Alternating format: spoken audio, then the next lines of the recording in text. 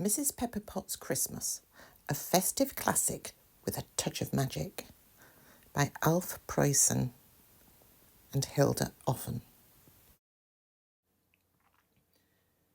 There once was a little old lady who went to bed at night like everyone else, but sometimes in the morning she would wake up and find that she had shrunk to the size of a pepper pot.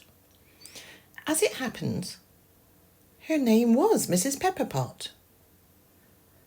This was one of those mornings, and Mrs. Pepperpot climbed to the top of the bedpost and swung her legs while she wondered what to do.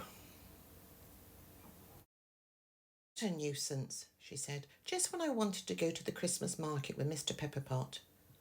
She wanted to buy a sheaf of corn for the birds' Christmas dinner, and she wanted to get them a little birdhouse where she could feed them every day. The other thing she wanted was a wreath of mistletoe to hang over the door so that she could wish Mr. Pepperpot a happy Christmas with a kiss.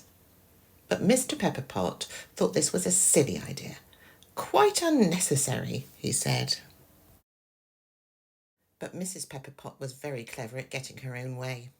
So even though she was now no bigger than a mouse, she soon worked out a plan.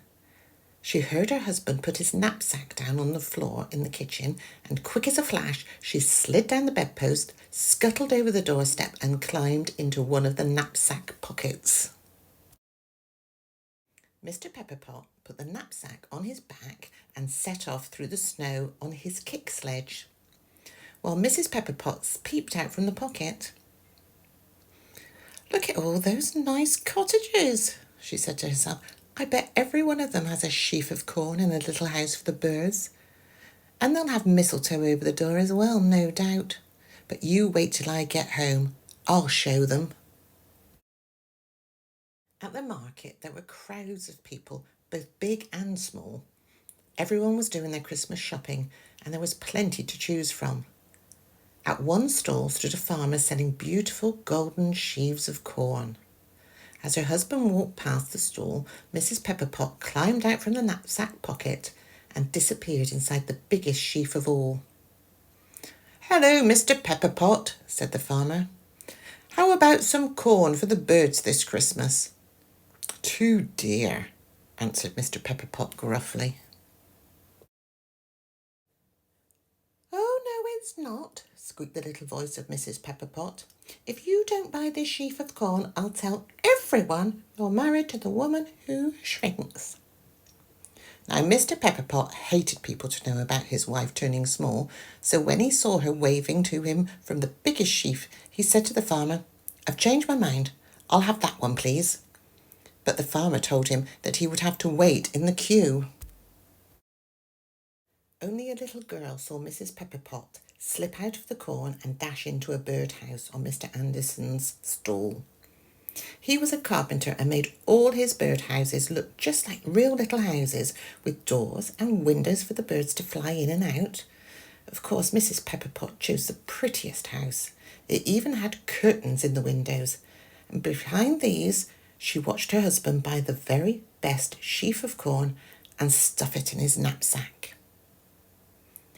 He thought his wife was safe inside and was just about to get on his kick sledge and head for home when he heard a little voice calling him from the next stall.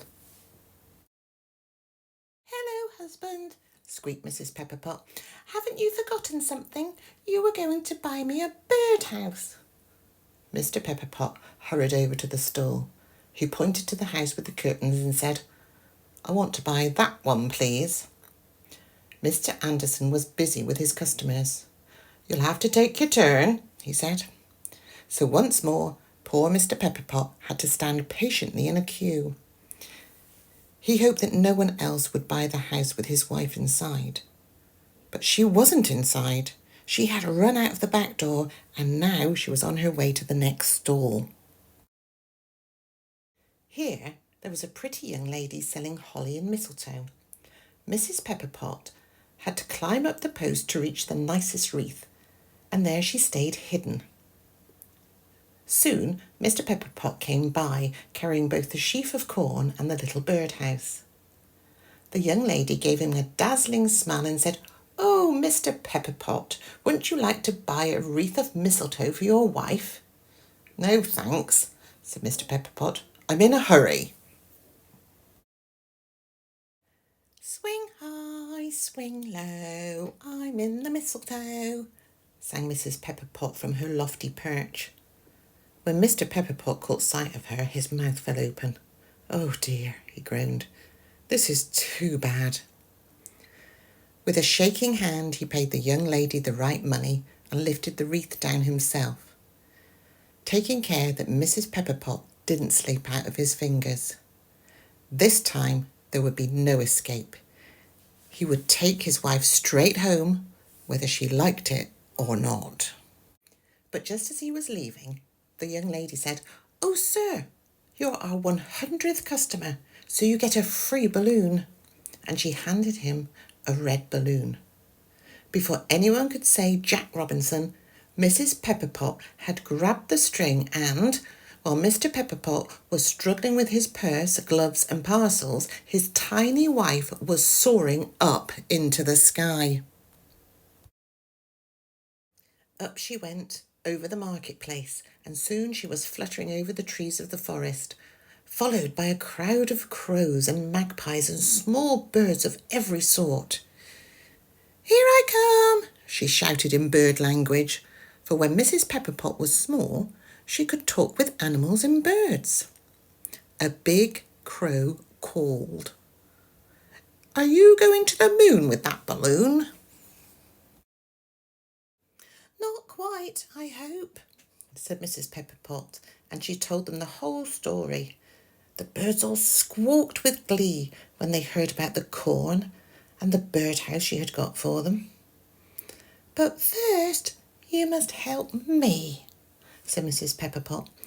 "I want you all to hang on to this balloon string and guide me back to land on my own doorstep." So the birds clung to the string with their beaks and claws, and as they flew down to Mrs. Pepperpot's house, the balloon looked like a kite with fancy bows tied to its tails.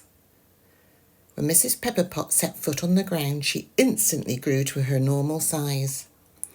So she waved goodbye to the birds and went indoors to wait for Mr. Pepperpot. It was late in the evening before Mr. Pepperpot came home, tired and miserable after searching everywhere for his lost wife. He put his knapsack down in the hall and carried the sheaf of corn and the birdhouse outside. But when he came in again, he noticed that the mistletoe had disappeared. "Oh, well," he said sadly, "what does it matter now that Mrs. Pepperpot is gone?" He opened the door into the kitchen. There was the mistletoe hanging over the doorway, and under it, as large as life, stood Mrs. Pepperpot. "Darling husband," she said as she put her arms round his neck and gave him a great big smacking kiss. "Happy Christmas!"